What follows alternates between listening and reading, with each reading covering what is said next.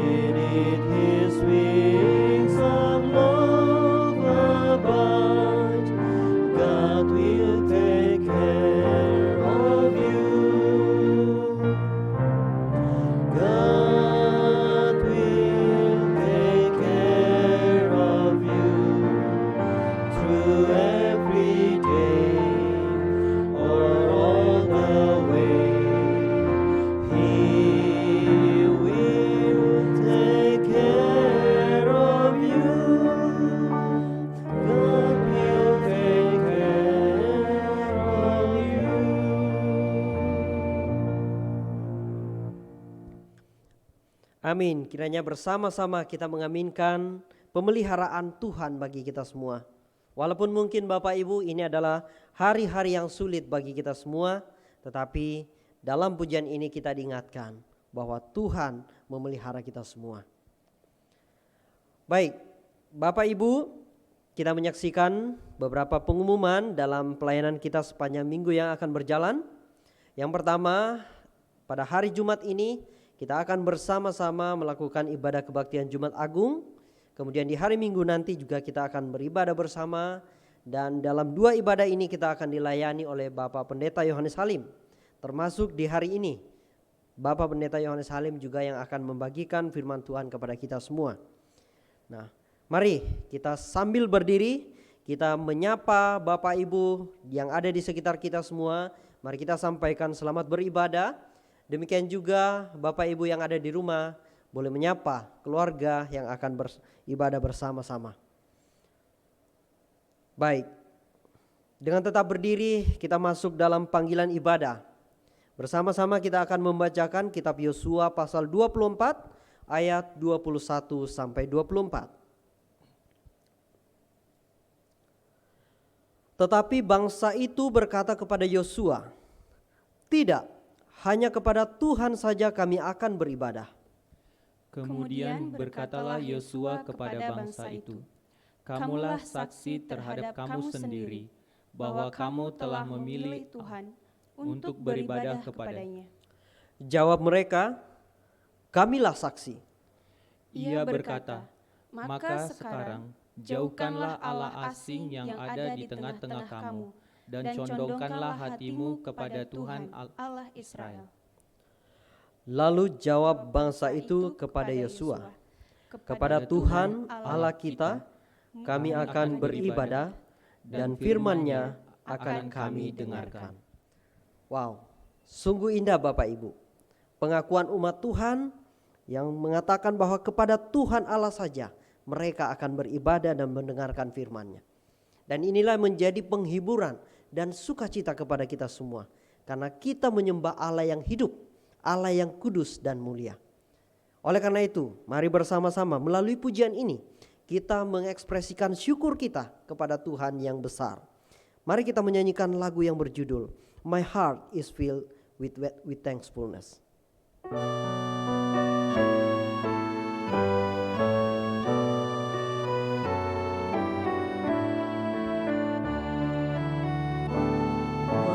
heart is filled with thankfulness to Him who bore my pain, who plumbed the depth of my disgrace and gave me life again, who cursed my curse of sinfulness and clothed me with His light, and wrought His law of righteousness with power upon my heart.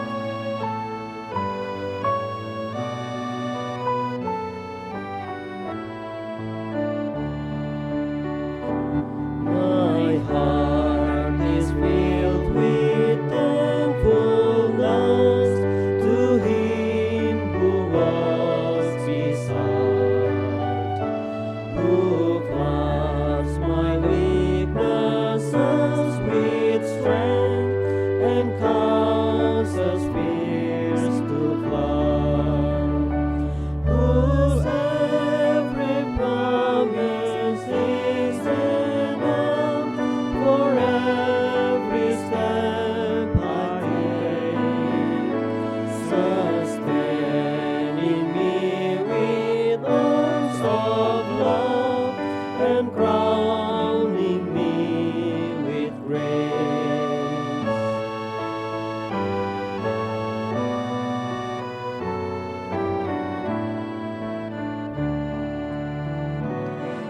My heart is filled with thankfulness to Him who reigns above, whose wisdom is my perfect peace, whose every thought is love.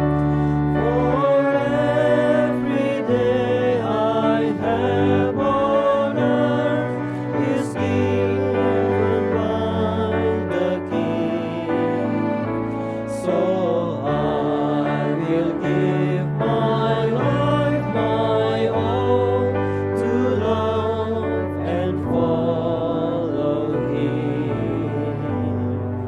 to love and follow Him. Mari kita sama-sama berdoa. Hati kami penuh dengan ucapan syukur ya Tuhan, untuk segala sesuatu yang Engkau nyatakan kepada kami, untuk segala sesuatu yang Engkau kerjakan, untuk segala sesuatu yang Engkau rencanakan dalam hidup kami, untuk segala sesuatu yang Engkau rencanakan untuk kemuliaan kerajaan-Mu. Kami bersyukur untuk kesempatan yang Tuhan berikan di pagi hari ini. Kami kembali bersama-sama menaikkan pujian kami kepadamu, menaikkan doa kami kepadamu. Terima kasih ya Tuhan. Dan pimpin dan sertailah kami umat-Mu dalam ibadah ini. Berkaryalah Tuhan, bekerjalah dalam hati dan pikiran kami semua, kiranya Allah Roh Kudus bekerja dengan luar biasa menyatakan kehendak-Mu. Dalam nama Tuhan Yesus kami berdoa. Itulah Tuhan dan Juru Selamat kami yang telah mengajar kami berdoa bersama-sama demikian. Bapa kami yang di surga, dikuduskanlah namamu, datanglah kerajaan-Mu, jadilah kehendak-Mu di bumi seperti di surga.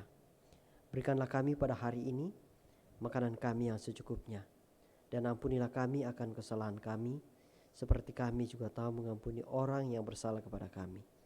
Dan janganlah membawa kami ke dalam pencobaan, tetapi lepaskanlah kami daripada yang jahat. Karena Engkaulah yang punya kerajaan dan kuasa dan kemuliaan sampai selama-lamanya. Amin. Bapak Ibu, kita tetap berdiri dan bersama-sama kita menaikkan pujian penyembahan kita. Kita memuji Allah kita yang maha kasih. Dan nanti kita juga akan menyanyikan lagu yang kedua, Ku Memuji tentang Rahmat-Mu. Bersama-sama kita memulai dengan pujian maha kasih yang ilahi.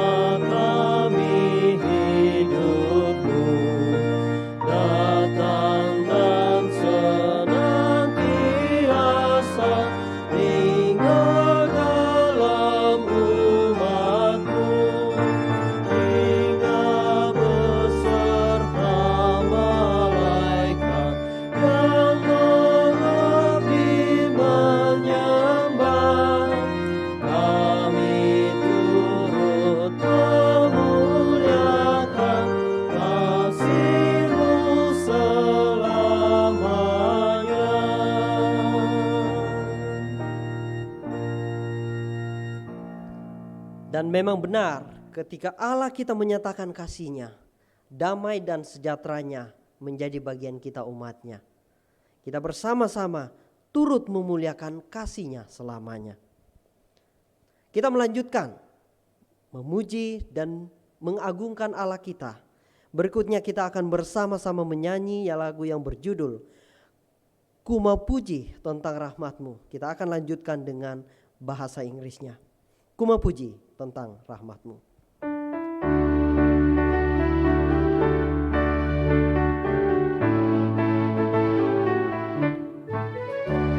memuji tentang rahmat dan anugerah-Mu, ku puji, ku puji. Ku memuji tentang rahmat dan anugerah-Mu, ku memuji tentang anugerah-Mu. Agar mereka tahu kan setiamu, agar mereka tahu kan setiamu selama-lamanya. Ku memuji tentang rahmat dan anugerah-Mu, will sing. Sing of the mercies of the Lord forever. I will sing. I will sing. I will sing of the mercies of the Lord forever. I will sing of the mercies of the Lord. With my mouth will I make known thy faithfulness, thy faithfulness.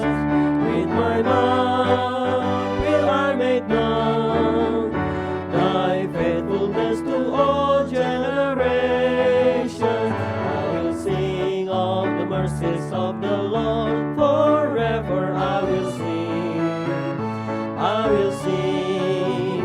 I will sing of the mercies of the Lord forever. I will sing of the mercies of the Lord. Amin. Silakan Bapak Ibu untuk kembali duduk dan kita masuk dalam pengakuan iman. Kali ini kita akan bersama-sama membacakan pengakuan iman komunal terambil dari Katekismus Kecil Westminster pasal 1.2. Kita akan baca bersama-sama. Yang kita sebut sebagai Alkitab atau firman Allah yang tertulis mencakup semua kitab Perjanjian Lama dan Baru, yaitu Perjanjian Lama, Kejadian, Keluaran, Imamat, Bilangan, Ulangan, Yosua, Hakim-hakim, Rut, 1 Samuel, 2 Samuel, 1 Raja-raja, 2 Raja-raja, 1 Tawarik, 2 Tawarik, Esra, Nehemia, Ester, Yakub, Mazmur, Amsal, Pengkhotbah, Kidung Agung, Yesaya, Yeremia, Ratapan, Yeskiel, Daniel, Hosea, Yoel, Amos, Obadja, Yunus, Mika, Nahum, Habakuk, Zefania, Hagai, Zakaria, Malaki. Perjanjian Baru, Matius, Markus, Lukas, Yohanes, Kisah Para Rasul, Roma, 1 Korintus, 2 Korintus, Galatia, Efesus, Filipi, Kolose, 1 Tesalonika, 2 Tesalonika, 1 Timotius, 2 Timotius, Titus, Filemon, Ibrani, Yakobus, 1 Petrus, 2 Petrus, 1 Yohanes, 2 Yohanes, 3 Yohanes, Yudas, Wahyu. Semua kitab ini diilhamkan oleh Allah dan merupakan panduan iman dan kehidupan.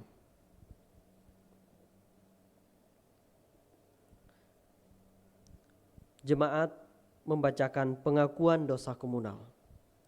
Ya Allah, Bapa Sorgawi, demi pemeliharaan dan keselamatan jiwa kami, Engkau telah berkenan mewariskan Alkitab sebagai rekaman atas firman-Mu. Namun, kami mengaku kami tidak selalu menghargainya sebagaimana mestinya. Sebagian besar dari kami belum pernah selesai membaca seluruh Alkitab satu kali pun. Kami lebih familiar dengan judul-judul novel karangan manusia. Kami lebih tertarik membaca tulisan-tulisan fiktif daripada kebenaran. Betapa banyak waktu yang terbuang untuk mencari hiburan dan pengetahuan dari produk-produk dunia. Kami menyesali semuanya itu. Sekarang ya Tuhan Allah, kiranya Engkau melepaskan kami dari segala kecenderungan yang lama itu. Demi nama Yesus Kristus. Amin. Mari Bapak Ibu, setelah kita sebagai satu tubuh Kristus mengaku di hadapan Tuhan, kembali diberikan kesempatan secara pribadi untuk kita mengaku dosa dalam doa pribadi kita. Mari kita mengambil waktu ke depan untuk berdoa kepada Tuhan secara pribadi.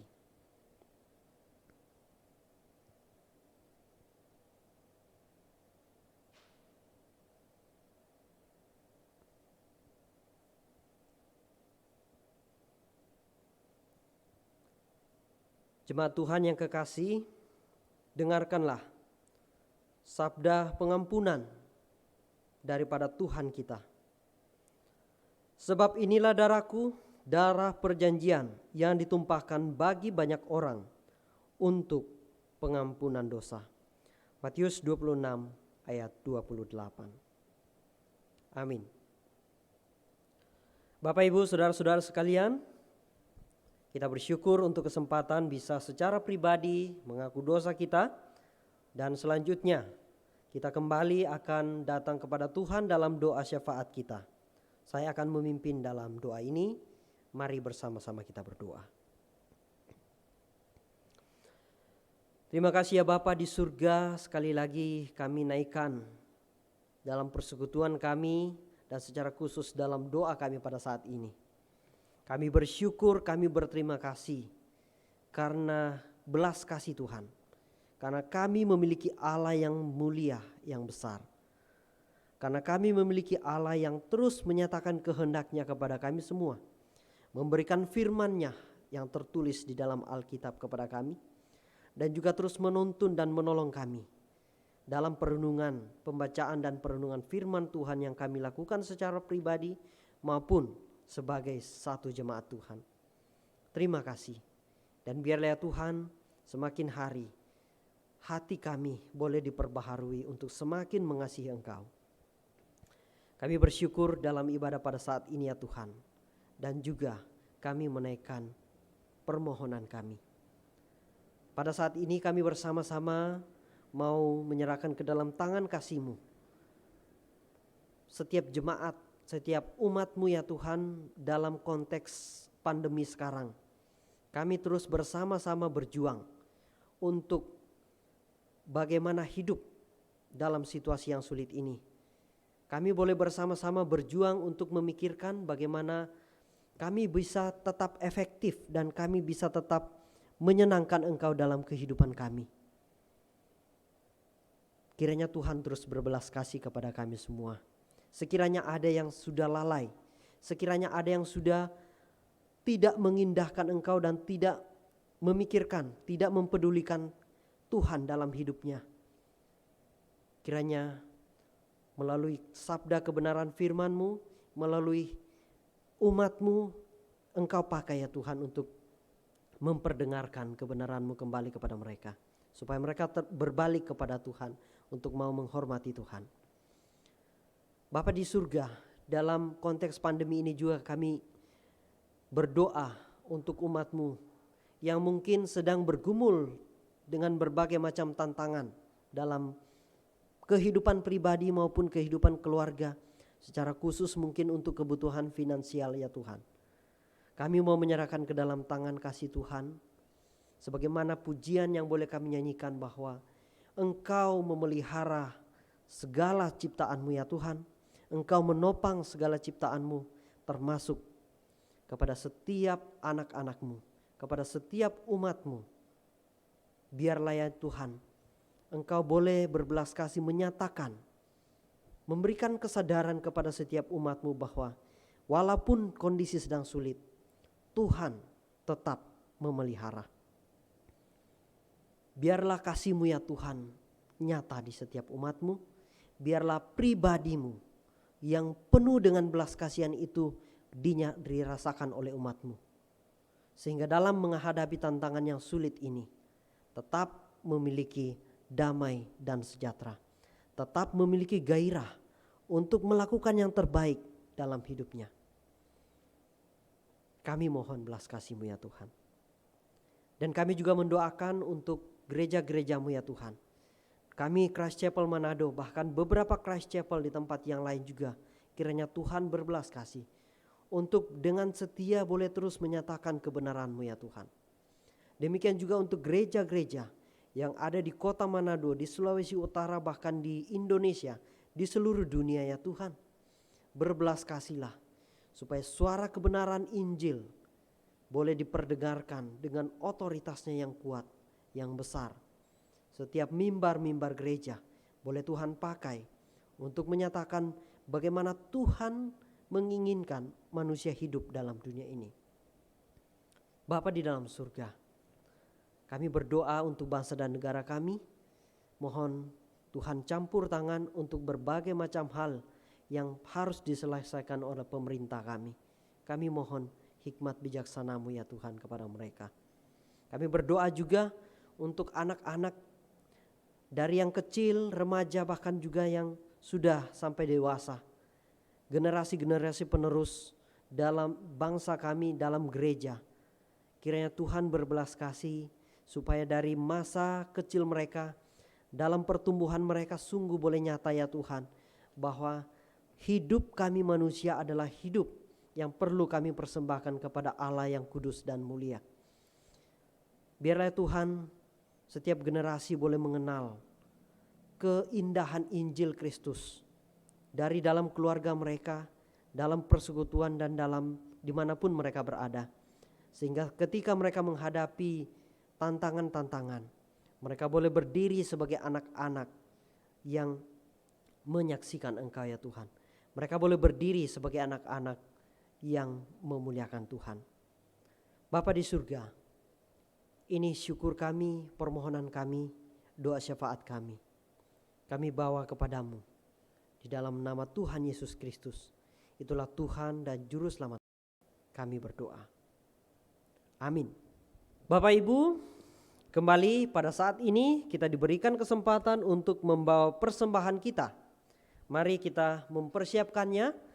Kita membawa persembahan kita dan sambil kita memberikan persembahan, kita akan menyanyikan lagu yang berjudul Bapa Sorgawi Memeliharaku.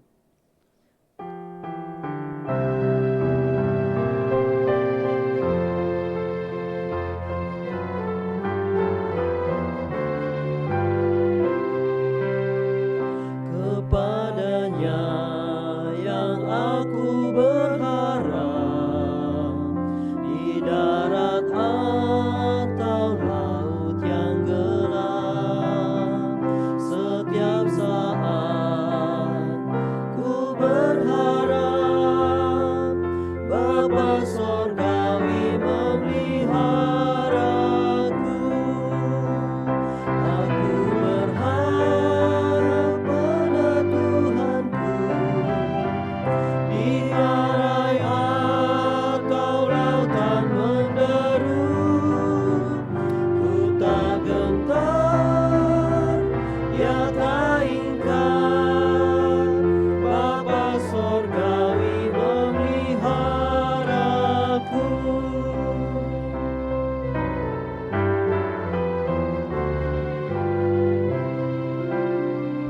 Bunga di padang Bapa menjaga, dan burung pun Dia menuntun pulang. Kasih-Nya yang limpah ruah, Bapa Sorgawi memeliharaku. Aku berharap pada Tuhanku, di arai atau lautan menderu, ku tak gentar, ya tak ingkar, Bapa Sorgawi memeliharaku. Bapa Sorgawi memeliharaku.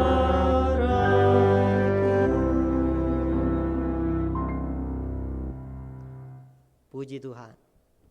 Mari Bapak Ibu, kita bangkit berdiri dan kita mendoakan persembahan kita. Biarlah ketika kita menyanyikan ku tak gentar, tak ingkar, karena kita menyadari bahwa Tuhan Bapa Sorgawi memelihara kita semua. Mari kita berdoa.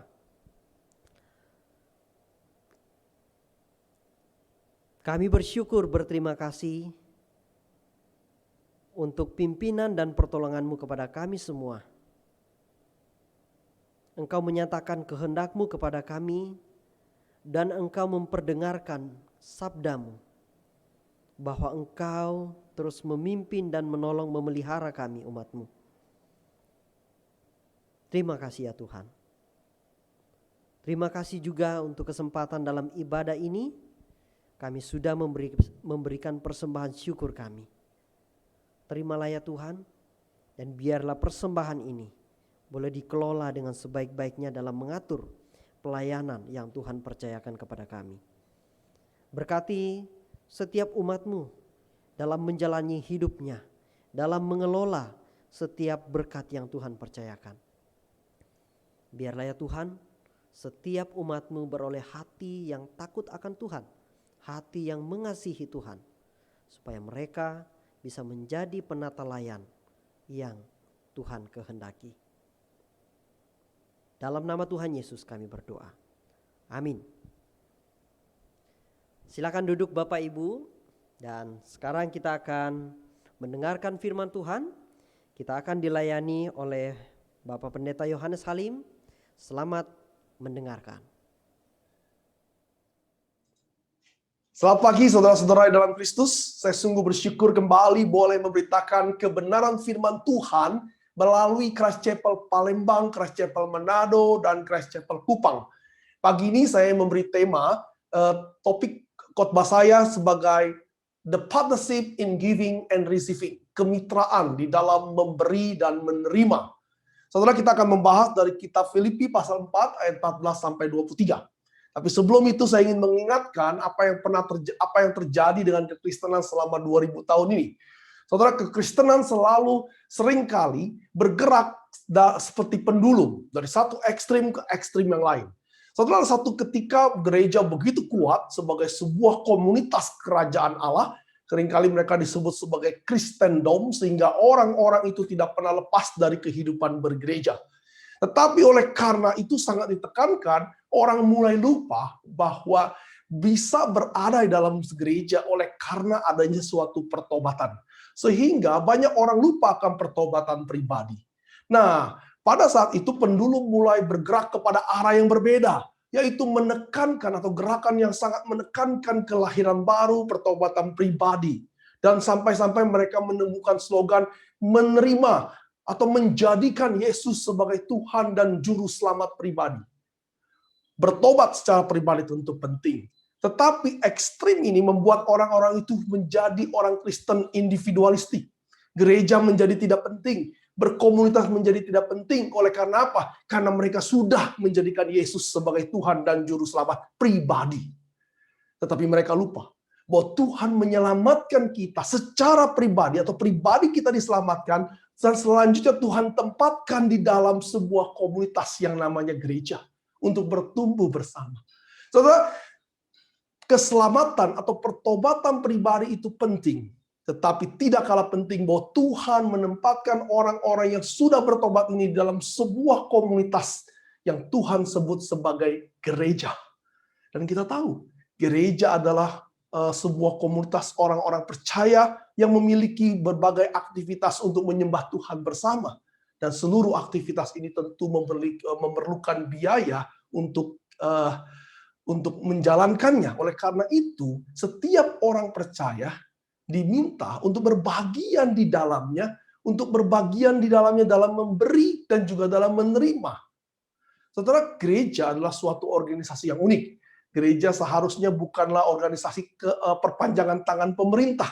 Sehingga gereja yang sehat adalah gereja yang dibangun dari kasih anggota jemaatnya. Saudara, pagi ini kita akan belajar dari kitab Filipi bagaimana Paulus mengajarkan kepada kita prinsip-prinsip memberi dan menerima yang benar. Kenapa saya bilang yang benar?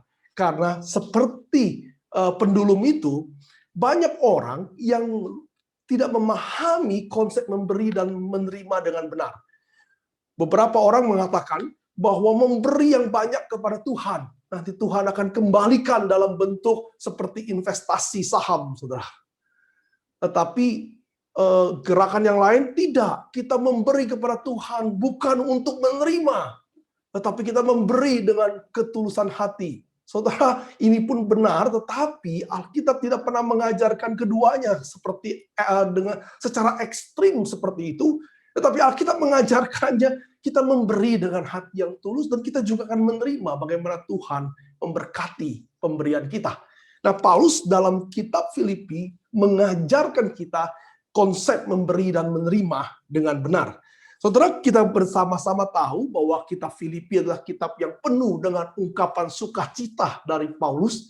Kita sudah belajar kitab ini tahun lalu, karena Paulus memang bersukacita atas jemaat di Filipi, atas apa yang mereka perbuat di dalam pelayanan kerajaan Tuhan.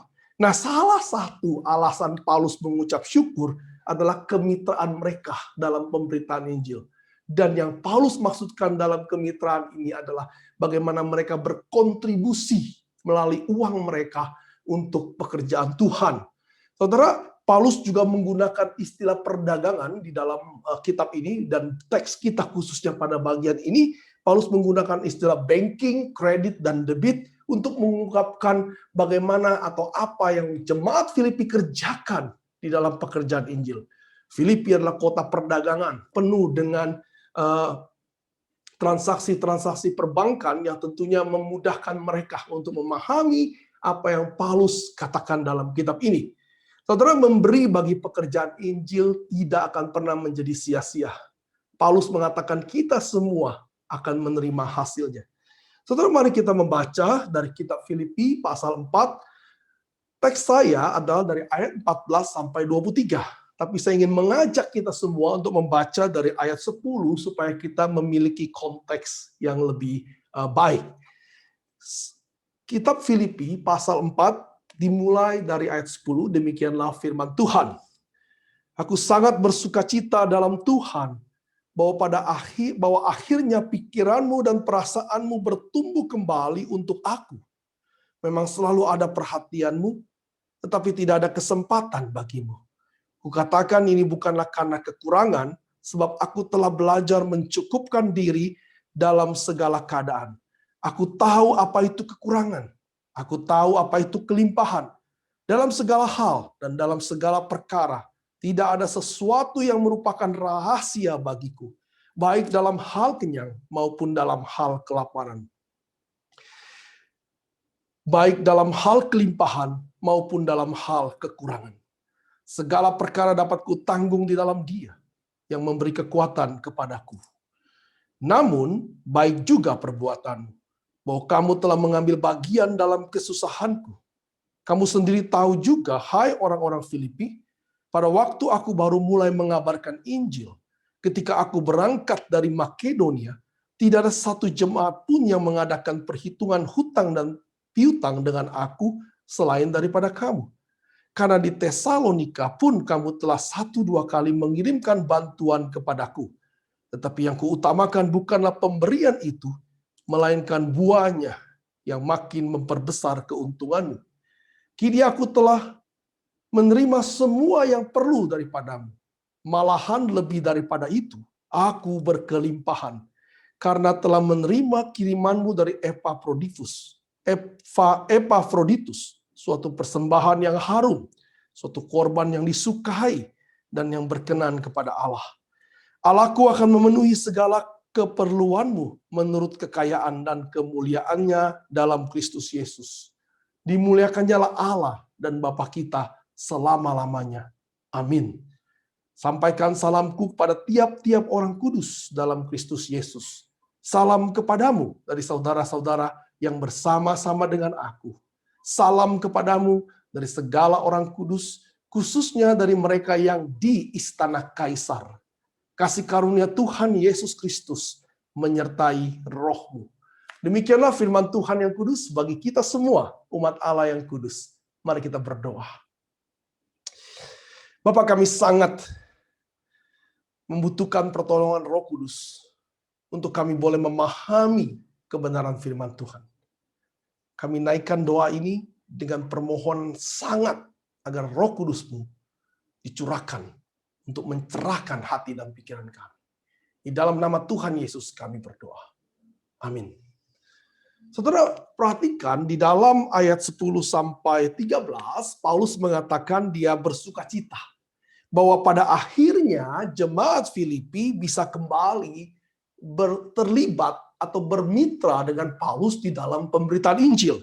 Dikatakan di dalam ayat 10, jemaat Filipi memang memiliki perhatian kepada Paulus, tetapi pernah menolong lalu tidak lagi memiliki kesempatan. Entah apa sebabnya dikatakan engkau ada perhatian tetapi tidak ada kesempatan bagimu.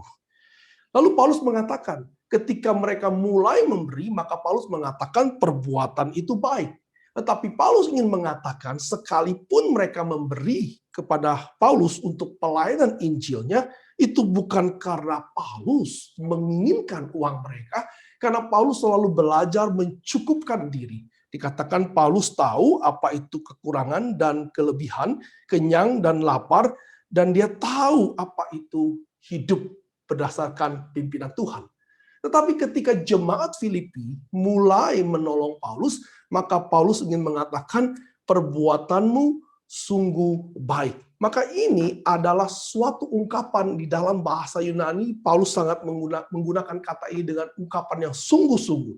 Ini bukan cuma sekedar you're good, well done, bukan. Tetapi sungguh-sungguh ungkapan hati Paulus bahwa engkau telah melakukan pekerjaan yang baik bagi Tuhan. Namun baik juga perbuatanmu, ayat 14, bahwa kamu telah mengambil bagian dalam kesusahanku. Jadi Paulus mengatakan dengan engkau memberikan uang, maka engkau telah mengambil bagian dari kesusahan Paulus. Saudara, menarik. Mengapa Paulus mengatakan bahwa jemaat di Filipi mengambil bagian di dalam kesusahan Paulus? Saudara, mengambil bagian dari kesusahan artinya Paulus berbagi kesusahan.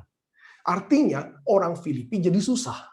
Kan kalau berbagi kebahagiaan, saya berbagi kebahagiaan, maka saya bahagia, kalian bahagia. Kalau saya berbagi kesusahan, saya susah, Anda susah. Ini rada jarang, saudara. Jarang, dan hari ini mungkin nggak banyak yang mau berbagi kesusahan. Ya, paling banter kita cuma liatin aja dari jauh. Tapi tidak dengan jemaat Filipi. Dia berbagi atau dia mengambil bagian dari kesusahan Paulus. Mengapa, saudara? Maka Paulus sendiri mengatakan di dalam ayat 15, kamu sendiri tahu bahwa hai orang-orang Filipi, pada waktu aku baru mulai mengabarkan Injil, ketika aku berangkat dari Makedonia, Makedonia itu provinsi di mana kota Filipi terletak, tidak ada satu jemaat pun yang mengadakan perhitungan hutang piutang dengan aku selain daripada kamu. Saudara, ketika Paulus baru mulai mengabarkan Injil, masih jadi penginjil yang belum terkenal, tidak ada supporter yang menolong dia. Bahkan ketika dia harus pergi dari Makedonia, meninggalkan Filipi, jemaat yang dia dirikan, dia tidak ada jemaat yang mendukung dia, kecuali jemaat Filipi sendiri. Maka Paulus menggunakan kata partnership di dalam ESV, partnership with me in giving and receiving, except you only. Kecuali jemaat Filipi mendukung pelayanan Paulus. Padahal jemaat Filipi adalah jemaat yang masih muda, masih kecil, dan itu adalah di daerah orang-orang yang banyak sekali bukan orang Yahudi, sehingga mereka dengan sukacita mendukung pertolongan Paulus. Nah, Paulus juga menceritakan bagaimana pertolongan jemaat Filipi kepada pelayanannya di dalam 2 Korintus 11 ayat 8 sampai 9. Saudara, ketika Paulus melayani Korintus, dia dibiayai oleh jemaat Filipi, dan Paulus mengatakan kepada jemaat Korintus demikian. 2 Korintus 11 ayat 8 sampai 9. Jemaat-jemaat lain telah kurampok. Menggunakan kata rampok. Paulus merampok jemaat lain dengan menerima tunjangan dari mereka supaya aku dapat melayani kamu. Paulus mengambil uang atau menerima uang dari jemaat lain untuk menolong melayani di Korintus, dan Paulus menggunakan dia merampok. Kenapa Paulus menggunakan merampok? Padahal jelas mereka memberikan uang kepada Paulus, bukan Paulus merampok, tetapi Paulus menggunakan istilah merampok. Saudara akan lihat kenapa. Dan ketika aku dalam kekurangan di tengah-tengah kamu, itu ketika Paulus kekurangan ketika melayani di jemaat Korintus, aku tidak menyusahkan seorang pun dari jemaat Korintus. Sebab apa yang kurang padaku dicukupkan oleh saudara-saudara yang datang dari Makedonia. Dalam segala hal aku menjaga diriku supaya jangan menjadi beban bagimu, dan aku akan tetap berbuat demikian. Ketika jemaat Filipi terbentuk, ketika Paulus pergi melayani di jemaat yang lain, membuka jemaat yang lain, maka Paulus tidak mau membebani jemaat yang baru itu, tetapi dia mendapat pertolongan dari jemaat yang lebih dulu ada. Karena itu Paulus mengatakan, jemaat yang lalu itu menolongku melayani engkau, jemaat yang baru. Dan Paulus menggunakan istilah merampok. Saudara, pertolongan Paulus datang dari jemaat-jemaat di Makedonia, yang di mana Filipi terletak. Dan Paulus mengatakan di dalam ayat 16, karena waktu Paulus di Tesalonika, pun kamu telah 1-2 kali mengirimkan bantuan kepadaku. Waktu Paulus di Korintus, jemaat Filipi membantu. Waktu Paulus melayani jemaat Tesalonika, jemaat Filipi pun membantu. Dan bukan 1-2 kali. Maka dalam bahasa Indonesia 1-2 kali. Di dalam bahasa Greek menunjukkan adanya konsistensi mengirim bantuan kepada Paulus yang sedang mengabarkan Injil. Saudara, menolong pelayanan Injil harus dalam bentuk konsistensi. Karena pekerjaan Paulus itu membutuhkan konsentrasi yang tinggi dan tingkat kebutuhan yang tinggi. Saudara, bagaimana Paulus mengatakan bahwa mereka berbagi kesulitan? Pertama, karena kedua, itu yang pertama. Yang kedua, Paulus mengatakan Paulus merampok mereka. Maka Paulus menjelaskan di dalam 2 Korintus 8 ayat 1-5. 2 Korintus 8 ayat 1-5 demikian. Saudara-saudara, kami hendak memberitahukan kepada kamu tentang kasih karunia yang dianugerahkan kepada jemaat-jemaat di Makedonia. Bagaimana Tuhan memberkati jemaat di Makedonia, jemaat di Filipi, selagi dicobai dengan berat dalam berbagai penderitaan yang parah di dalam bahasa Yunani-nya. Ketika jemaat-jemaat Filipi di Makedonia, termasuk Filipi, di dalam berbagai penderitaan yang parah, sukacita mereka meluap, meskipun mereka sangat miskin. Jemaat Filipi sangat miskin. Jemaat yang penuh dengan sukacita ini sangat miskin, namun mereka kaya dalam kemurahan. Aku bersaksi bahwa mereka telah memberikan menurut kemampuan mereka, bahkan melampaui kemampuan mereka. Dengan kerelaan sendiri, mereka meminta dan mendesak kepada kami, supaya mereka juga beroleh kasih karunia untuk mengambil bagian dalam pelayanan kepada orang-orang kudus. Mereka dalam berbagai penderitaan yang parah. Mereka sangat miskin. Melampaui kemampuan mereka, mereka memaksa Paulus untuk boleh memberikan kepada Paulus dalam pelayanan Injil. Mereka memberikan lebih banyak daripada yang kami harapkan, dari yang Paulus bisa bayangkan. Mereka memberikan diri mereka pertama-tama kepada Allah. Kemudian oleh karena kehendak Allah juga kepada kami, kepada Paulus. Saudara sekarang bisa mengerti kenapa Paulus bersukacita. Saudara sekarang bisa mengerti kenapa Paulus bilang mereka berbagian kepada kesulitan Paulus. Paulus sulit dalam melayani Injil karena membutuhkan uang, dana, atau mereka berbagi kesusahan. Saudara mengerti kenapa mereka berbagi kesusahan? Karena mereka juga orang susah. Saudara mengerti kenapa Paulus mengatakan merampok mereka? Karena mereka orang yang lagi mengalami penderitaan. Tetapi hati mereka meluap-luap untuk pekerjaan Injil. Saudara dikatakan bahwa mereka memberikan bahkan lebih daripada kemampuan mereka. Saudara terlibat di dalam pengabaran Injil.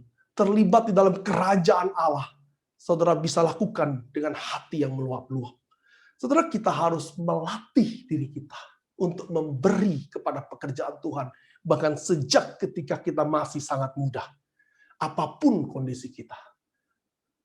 Saudara, saya tidak mengatakan kita harus memberikan semua yang kita punya, besok kita menjadi gembel dan mati seperti janda di Sarfat. Tetapi ketika kita mau memberi, maka saudara bisa melihat bagaimana Tuhan juga akan menolong jemaat di Filipi. Mereka memberi. Kita perlu melatih diri kita memberi. Tadi saya katakan bahkan dari sangat muda.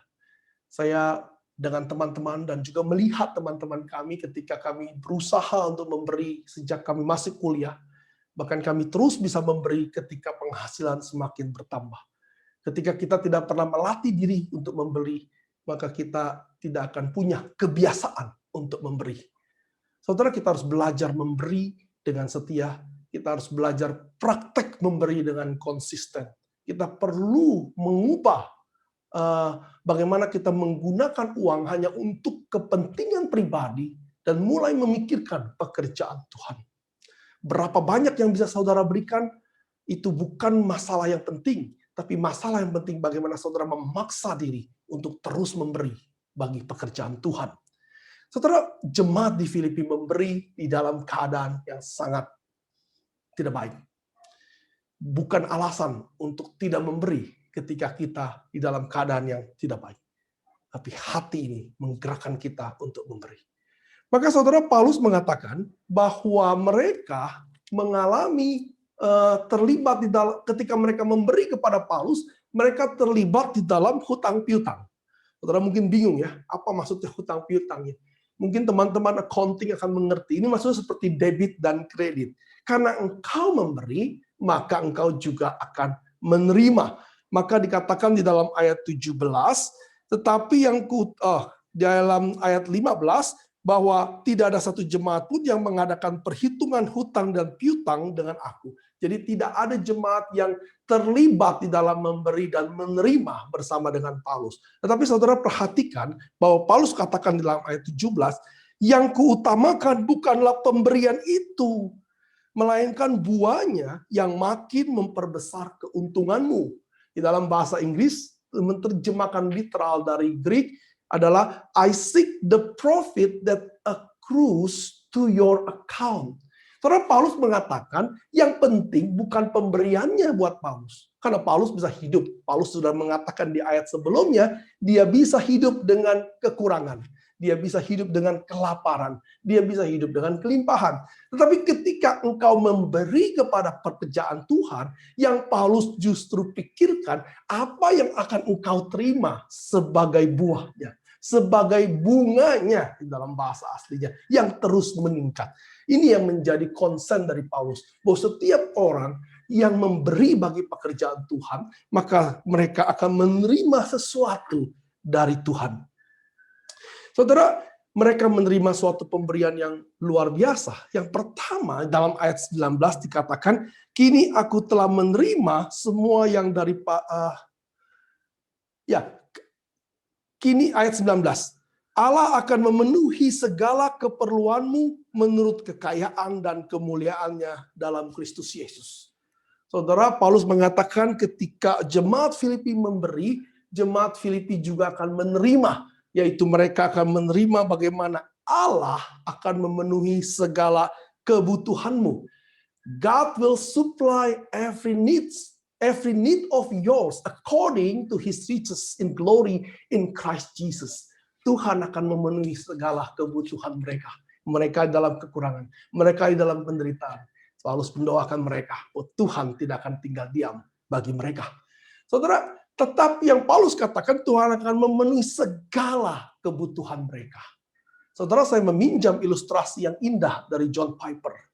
Ketika seorang jenderal mengutus tentaranya untuk pergi berperang, maka sang jenderal akan berkata, berperanglah dengan sekuat tenagamu dan inform saya apa yang kamu butuhkan, maka saya akan memberikannya. Maka si prajurit itu pergi berperang, dan ketika dia sedang pergi berperang, maka setiap saat dia bisa menghubungi jenderalnya untuk mensuplai kebutuhan dia. Senjata, makanan, pakaian, amunisi, dan yang lainnya.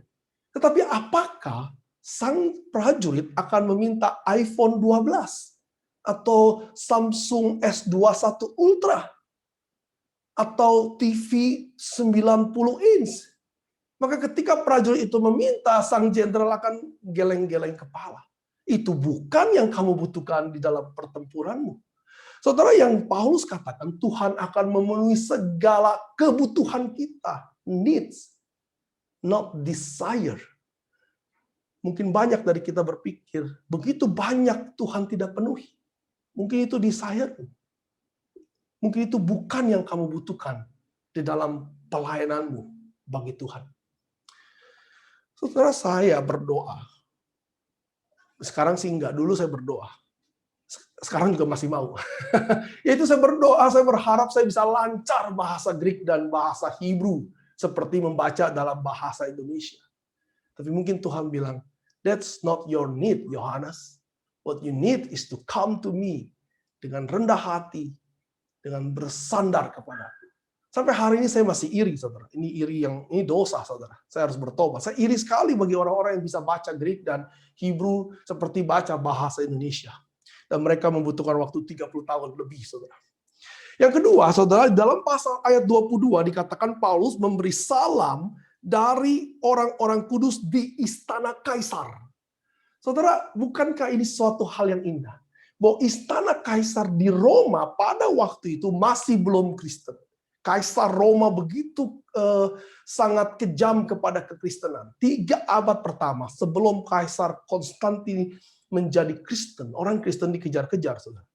Maka di zaman Paulus ternyata di dalam istana yang membenci kekristenan ada orang-orang Kristen. Ada hasil daripada penginjilan. Dari setiap uang yang mereka berikan kepada penginjilan, Tuhan tunjukkan kepada mereka bukanlah sesuatu yang sia-sia. Ada orang yang bertobat di istana Kaisar. Mereka menjadi orang kudus dan mereka memberi salam kepada jemaat di Filipi. Maka di dalam kesulitan mereka, mereka memberi bagi pekerjaan Injil dan mereka menerima hasil dari pemberitaan Injil dan juga menerima apa yang mereka butuhkan dalam hidup ini. Yang kedua, saudara, Paulus juga memberi. Tapi saya tidak akan membahas apa yang Paulus berikan. Saudara sudah tahu bagaimana Paulus mengorbankan hidupnya bagi pekerjaan Injil. Dia meninggalkan jabatannya sebagai pemimpin atau orang hebat, profesor, guru besar di dalam institusi Farisi. Dia adalah seorang yang luar biasa memahami hukum, dan pada waktu itu kalau saudara bisa menjadi guru besar, maka saudara memiliki kehidupan. Guru sangat dihormati pada waktu itu, saudara. Saudara, Paulus memberikan hidupnya bagi Injil. Maka kalau saudara membaca hati-hati dalam Kisah Para Rasul, saudara akan melihat bagaimana dia menderita, bagaimana dia ditangkap, bagaimana dia dipenjara, bahkan ketika menulis surat ini, maka saudara bisa melihat bagaimana Paulus memberikan hidupnya bagi pekerjaan Injil. Dan Paulus menerima apa yang sudah dia berikan bagi Tuhan. Saudara, di dalam ayat 18, Paulus mengatakan demikian, aku telah menerima semua yang perlu daripadamu, malahan lebih daripada itu, aku berkelimpahan atas kirimanmu. Saudara, saya merasa Paulus menggunakan kata ilustrasi atau illusion. Saya percaya bahwa Paulus tidak berkelimpahan dalam arti baju, pakaian, harta. Saya percaya bahwa Paulus tetap mengalami kesulitan karena tidak cukup, saudara. Karena itu dia masih harus bekerja sebagai tent maker. Tetapi Paulus ingin mengatakan, apa yang kamu berikan itu membuat aku berlimpah, saudara. Kira-kira berlimpah apa, saudara? Kitab Filipi selalu mengatakan kitab yang penuh dengan sukacita. Paulus menuliskannya dengan hati yang bersukacita. Maka saya memikirkan ini adalah kelimpahan sukacita di dalam hati. Ketika kita hidup mungkin tidak senyaman yang kita mau, kita pikirkan. Tapi ketika kita terus terlibat di dalam pekerjaan Tuhan, Paulus memiliki sukacita. Bahkan berlimpah sukacita. Apalagi yang saudara cari? Kalau saudara memiliki limpahan atau berlimpah sukacita dalam hidupmu. Saudara, yang ketiga, tadi Filipi memberi, Filipi menerima, Paulus memberi, Paulus menerima, dan saya ingin mengatakan Tuhan pun memberi dan Tuhan pun menerima. Tapi saya ingin membahas dari Tuhan menerima. Apa yang Tuhan terima? Maka dari setiap apa yang kita berikan kepada Tuhan, Tuhan pun menerima, saudara. Yaitu kita lihat di dalam ayat 18. Kini aku telah menerima semua yang perlu daripadamu, malahan lebih daripada itu aku berkelimpahan, karena aku telah menerima kirimanmu dari Epafroditus, suatu persembahan yang harum, suatu korban yang disukai dan yang berkenan kepada Allah. Nah, Paulus ingin mengatakan bahwa persembahan Filipi itu pun menjadi persembahan yang harum, korban yang disukai, dan berkenan kepada Allah. Saudara, Allah menerima persembahan kita demikian, saudara. Suatu persembahan yang harum. 3 kata ini sebetulnya kalau saudara baca baik-baik, ini merupakan allusion kepada suatu persembahan di dalam perjanjian lama. Saudara, 3 kata ini merujuk kepada pengertian yang sama. Persembahan yang harum itu seperti ketika Kain dan Habil memberikan persembahan, maka persembahan Kain tidak diterima Tuhan, persembahan Habel diterima Tuhan sebagai persembahan yang harum. Korban yang disukai dan yang berkenan kepada Tuhan. Maka kalau saudara melihat bahwa 3 kata ini merujuk kepada acceptableness of God. Bagaimana Tuhan menerima persembahan kita. Saudara, di dalam hidup ini, apa yang lebih penting daripada ketika kita diterima oleh Tuhan? Maka ketika Nuh memberikan persembahan, Tuhan menerima. Ketika orang-orang Israel memberikan persembahan, Tuhan menerima. Ketika imam besar memberikan persembahan, Tuhan menerima. Maka ketika mereka diterima Tuhan, menjadi persembahan yang harum, itu menyukakan hati mereka. Saudara, lalu yang kedua, Tuhan ayat 20 dikatakan, di dalam ayat 20, dimuliakanlah Allah dan Bapa kita selama-lamanya. To our God and Father be glory forever and ever. Amin. Yang kedua, saudara, Tuhan menerima kemuliaan. Hati-hati, saudara. Ketika Tuhan menerima kemuliaan, bukan berarti kita sedang menambahkan kemuliaan. Doa kita kepada Bapa, dipermuliakanlah namamu, dikuduskanlah namamu. Bukan berarti kita sedang menambah kemuliaan Tuhan. Kemuliaan Tuhan, God's glory adalah God's presence. God's glory itu adalah diri Tuhan itu sendiri. Tuhan tidak pernah kehilangan kemuliaan Dia. Lalu untuk apa kita berkata mempermuliakan Tuhan? Kita memberikan kemuliaan bagi Tuhan. Itu dengan kata lain kita mengakui kemuliaan Dia. Karena Tuhan tidak pernah kehilangan kemuliaan Dia. Ketika saudara memuliakan Tuhan, maka saudara mengakui memang Tuhan itu mulia. Ketika kita memberi kepada Tuhan, kita sedang memberi kemuliaan kepada Tuhan. Jadi Tuhan menerima persembahan kita, Tuhan menerima engkau dan saya di dalam sebagai persembahan yang harum bagi Tuhan, dan Tuhan menerima kemuliaan yang kita akui itu adalah kemuliaan Dia. Tuhan menerima. Lalu apa yang Tuhan berikan? Saudara, kita menjelang Paskah. Saudara tahu apa yang Tuhan berikan. Yang Tuhan berikan adalah anaknya sendiri yang harus lahir sebagai manusia, sebagai bayi yang lemah, yang harus hidup di dalam hukuman atau hidup di dalam menerima hukuman dosa kita, hidup sebagai manusia, hidup di dalam harus turut kepada hukum dunia ini, mana dia Tuhan harus mati, harus dikuburkan di dalam maut. Setelah Tuhan memberikan anaknya bagi kita. Maka dikatakan Tuhan sangat meninggikan Yesus dan mengaruniakan kepadanya nama di atas segala nama. Tuhan memberikan anaknya untuk direndahkan, untuk dihina, untuk disalib bagi kita. Saudara, ayat yang ke-23, yang terakhir tetapi bukan yang terkecil. Saudara. Dikatakan, kasih karunia Tuhan Yesus Kristus menyertai rohmu, menyertai hidupmu. Saudara, ini adalah berkat, ini adalah benediction bagi kita. Bahwa jika kita setia kepada Tuhan, setia kepada pekerjaan Tuhan, maka kasih karunia Tuhan Yesus Kristus menyertai rohmu. Inilah kalimat terakhir dari Paulus kepada jemaat di Filipi.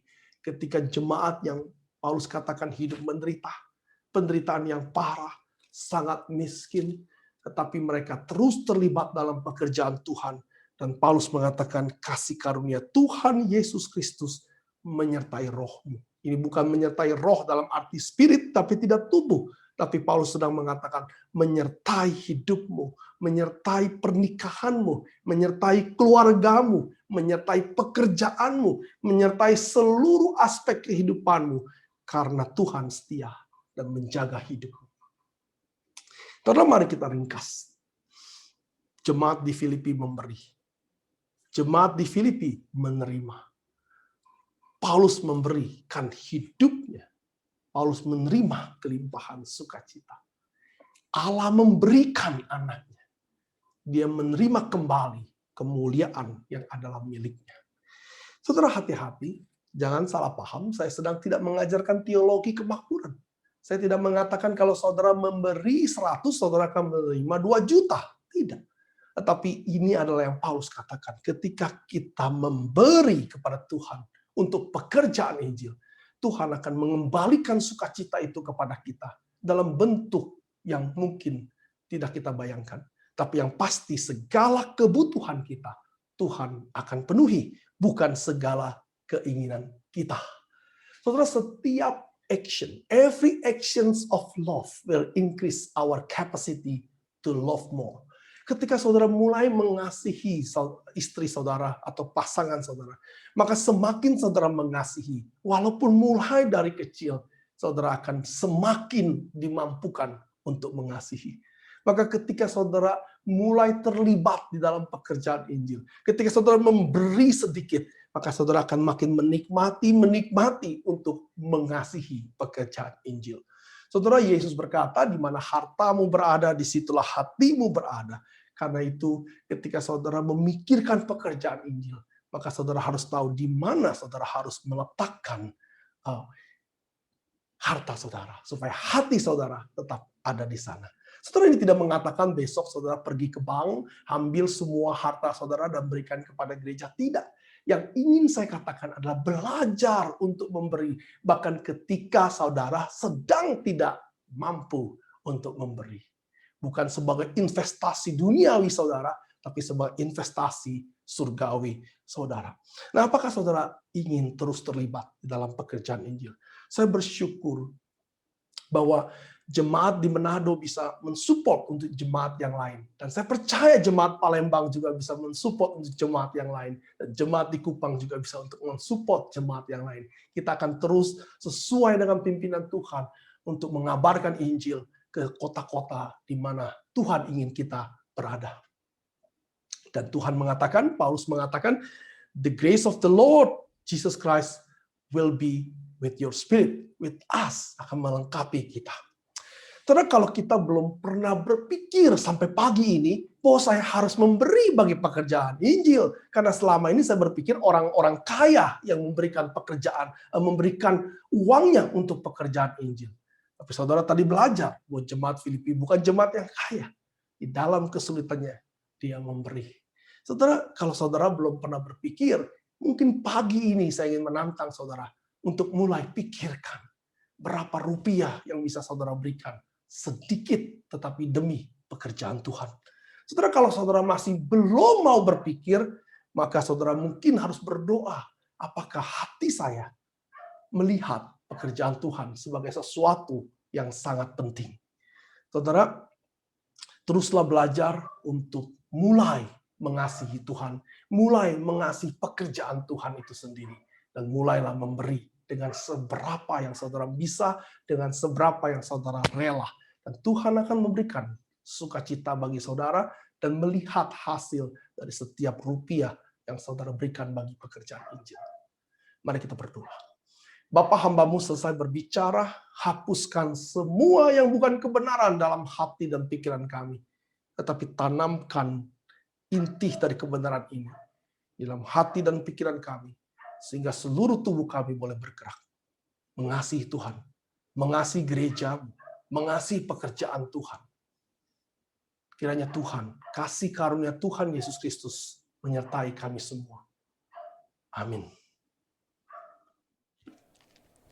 Kita bersyukur untuk firman Tuhan yang telah diperdengarkan kepada kita semua. Kiranya kerelaan untuk memberi muncul dari pengertian kita akan besarnya kasih Tuhan kepada kita semua. Mari bersama-sama kita berdiri dan kita menaikkan pujian yang berjudul Yang Kupersembahkan Berasal Darimu. Ini menjadi pengakuan kita akan setiap hal yang Tuhan pelihara dalam hidup kita dan yang Tuhan berikan kepada kita semua. Kita berdiri bersama-sama, kita menyanyikan lagu ini. Yang kupersembahkan berasal darimu.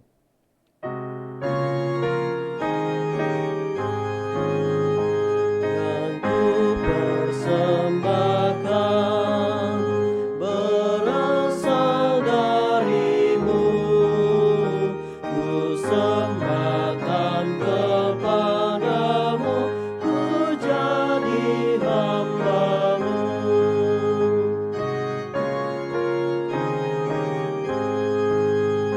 Dan semua milikku ku terima darimu, bagaikan buah sulungku ku berikan padamu.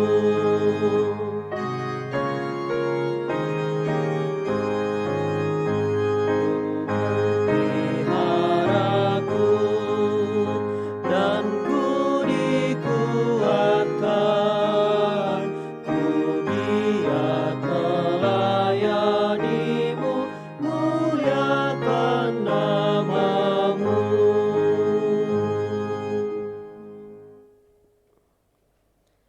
Bersama-sama kita mengembalikan hormat dan kemuliaan kepada Allah Tritunggal. Kita menaikkan doksologi.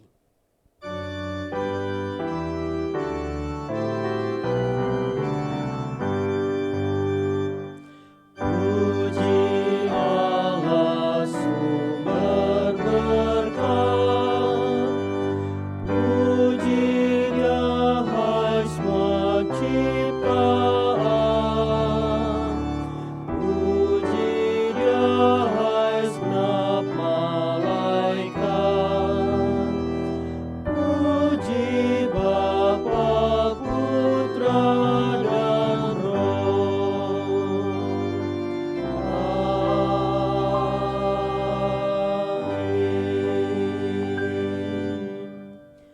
Doa berkat oleh Pendeta Yohanes Halim. Saudara, pulanglah dan terimalah berkat Tuhan sebagaimana Paulus katakan bagi kita semua. Kasih karunia Tuhan Yesus Kristus menyertai hidup kita hari ini, menyertai keluarga kita, menyertai pekerjaan kita, menyertai pernikahan kita, menyertai anak-anak kita dari sekarang sampai selama-lamanya. Amin.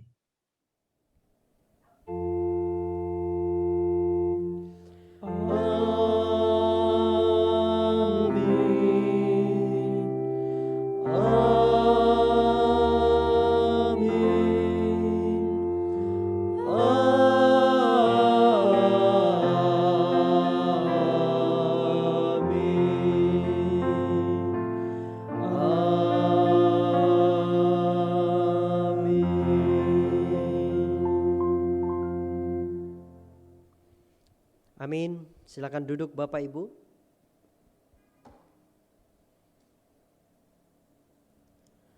Kita bersyukur untuk ibadah yang sudah kita lakukan bersama. Kami sampaikan selamat hari Minggu. Sampai ketemu dalam ibadah Jumat Agung. Kiranya kita bisa mempersiapkan diri kita dan mengajak rekan-rekan kita dan keluarga kita. Tuhan Yesus memberkati. Selamat hari Minggu.